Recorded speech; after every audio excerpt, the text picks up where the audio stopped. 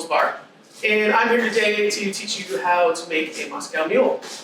I'm being told that you're going to receive a Moscow Mule mug, a couple of airplane bottles of Tito's, and a couple of limes. So I'm going to walk you through step by step how we're going to do this.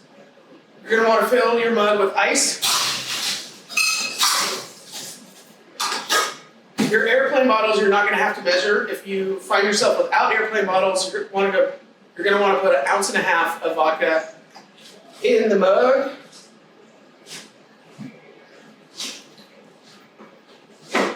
I'm going to use lime juice today because if you use slices of lime, you're going to have to squeeze them.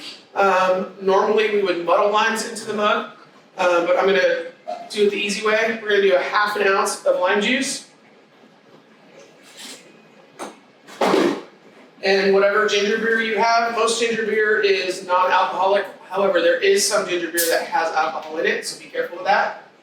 And you're going to top your mug off with ginger beer.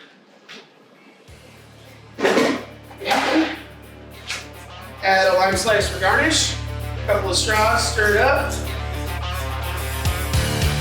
Enjoy.